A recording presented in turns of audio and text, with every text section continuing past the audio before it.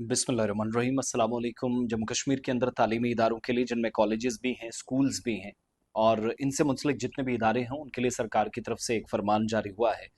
जिसके मुताबिक बाज़ाब्ता तौर पर हर किताब का या किताबों का सारी की सारी इस्तेमाल होने वाली किताबों का ऑडिट करने का फैसला लिया गया है।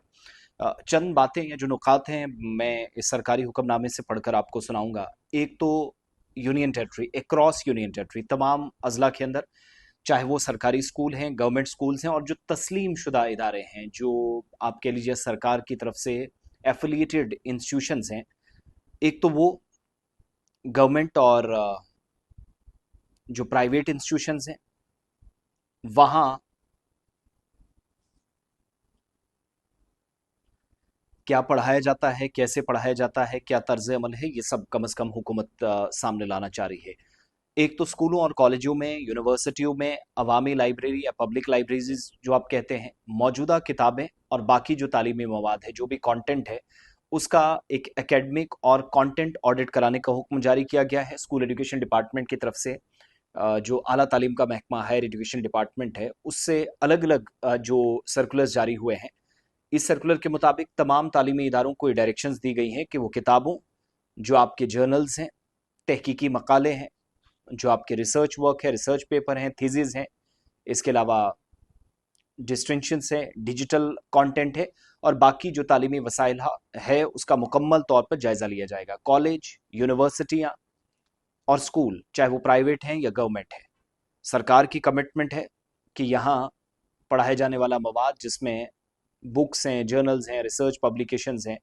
इस सब पर नजर रखी जा सके, नंबर वन। दूसरा, इस इकदाम का मकसद ये भी है कि तमाम तालीमी मवाद जो है इल्मी मयार के मुताबिक हो, हकाइक जो हैं वो दुरुस्त हो सकें, तदरीसी इसकी अहमियत क्या है, तालीमी अफादियत क्या है और इंडियन कॉन्स्टिट्यूशन के मुताबिक मौजूदा जो कवानीन है, नेशनल एजुकेशन पॉलिसी है, मुतलका ज़ाब्तों और जो निसाब का मयार है उसके मुताबिक हों। इसके अलावा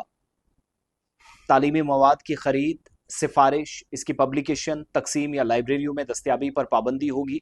सर्कुलर के मुताबिक ऐसे किसी भी तालीमी मवाद पर जिसमें गलत, गुमराह कुन, मस्क शुदा और इश्तियाल अंगेज या फिर गैर कानूनी मवाद शामिल होगा, उसको बैन किया जाएगा।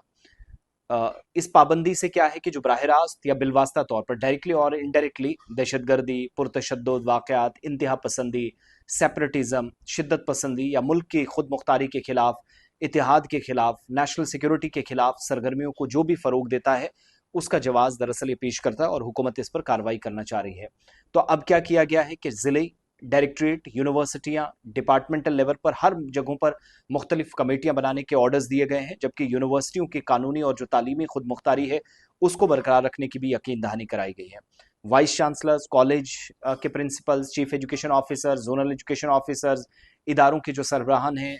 हेड ऑफ इंस्टीट्यूशंस हैं, लाइब्रेरीज हैं, स्कूल एडमिनिस्ट्रेशन है, इसको अमल करने के लिए बाज़ाब्ता तौर पर कह दिया गया है और मुकर्ररा मुद्दत में हिदायत पर अमल नहीं हुआ, गफलत हुई, ज़ाब्तों में इनहराफ की